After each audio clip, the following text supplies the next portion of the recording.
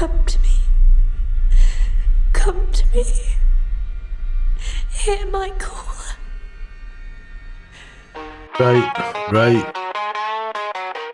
Right, let me get one thing straight from the off. Robert Eggers' Nosferatu is about as frightening as a wet Sunday in Paisley, twice as boring. After sitting through 2 hours and 12 minutes of this pretentious Gothic slog, I found myself more interested in coding an agent for the workflow on my OSINT channel than watching whatever theatrical masturbation was happening on screen. Eggers, darling of the art house horror crowd, has built his reputation on atmospheric period pieces that mistake glacial pacing for tension. His latest vanity project continues this tedious tradition, transforming what should have been a terrifying vampire tale into an exercise in endurance testing. The man seems to think if you shoot something in candlelight and throw in some period-accurate dialogue, you've automatically created high art. The direction is as uninspired as a council meeting, lacking any genuine understanding of horror fundamentals. Rather than building genuine dread, Eggers relies on the same bag of tricks he's been pulling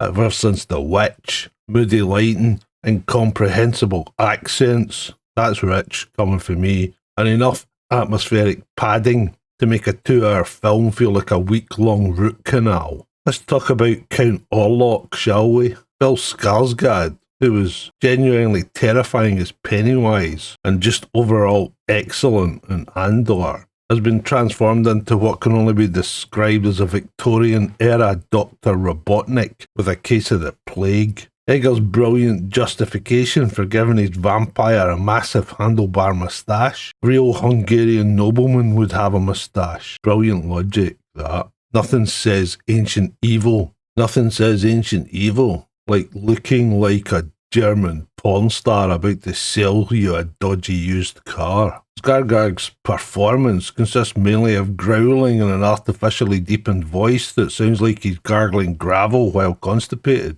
Again, you might be thinking, that's rich, Grumpy, coming from you. It is what it is. The prosthetics are so over the top that any potential menace is immediately undercut by the sheer absurdity of his appearance. Instead of feeling fear, I kept waiting for him to challenge Sonic to a race. Lily-Rose Depp as Ellen Hutter is a perfect example of Hollywood nepotism run amok. Her performance is a masterclass in overacting, complete with theatrical trembling. Oh, the vapours.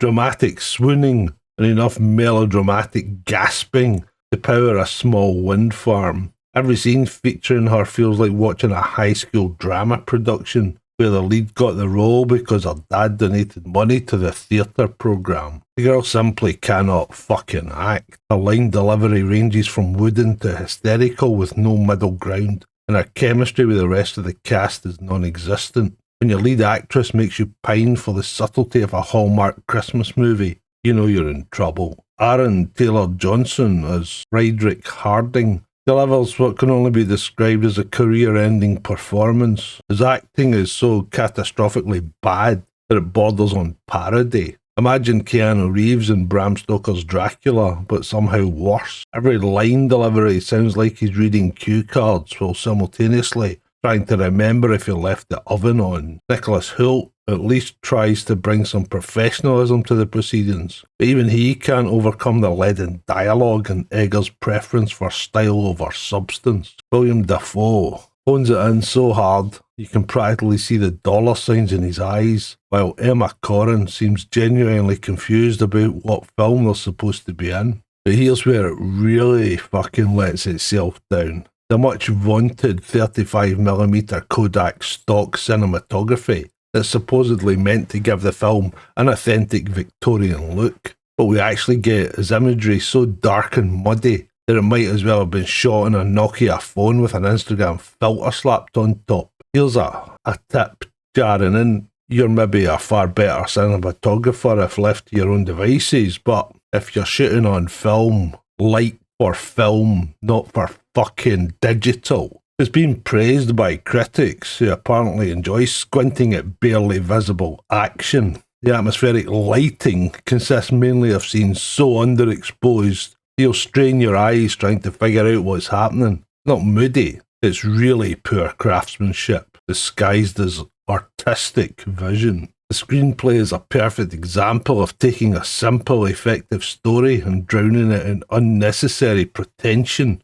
Eggers has taken a classic Nosferatu tale and somehow made it both rushed and interminably paced at the same time. Character development is virtually non-existent, with the film expecting us to care about people we barely know facing threats that aren't particularly threatening. The dialogue, delivered in accents so thick they might as well be speaking Middle-earth Elvish, is often incomprehensible without subtitles. When you can understand it, see their exposition dumps or purple prose that would make a Victorian romance novelist blush. This is supposedly a horror movie, but the only thing horrifying is how it thoroughly wastes 2 hours of your life. There's no genuine scares, no mounting tension, just a series of gross-out moments that mistake revulsion for fear. The film's idea of horror is having Skarsgard covered in latex prosthetics, making uncomfortable sex faces at the camera. The plague subplot feels half-baked and serves mainly as an excuse for some admittedly impressive rat work, though even the rodents seem bored with the proceedings. Credit where it's due though, the production design, costumes and some of the practical effects work is genuinely impressive. The sets look appropriately Gothic, and the period details are meticulously researched. Unfortunately,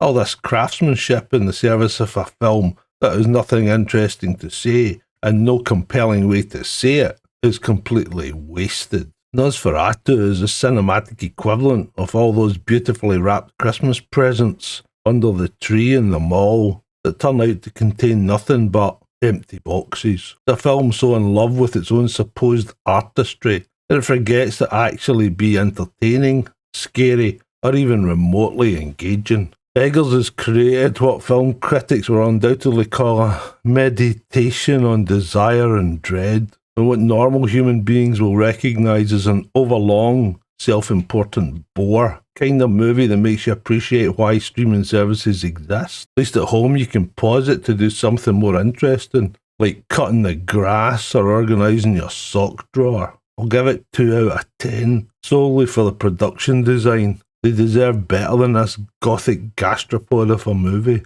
Save your money, your sanity. If you want to see a proper vampire film, watch 1922's Nosferatu. It's shorter, scarier, doesn't feature anyone with a ridiculous moustache trying to seduce Johnny Depp's daughter while growling like a broken garbage disposal. I'm great.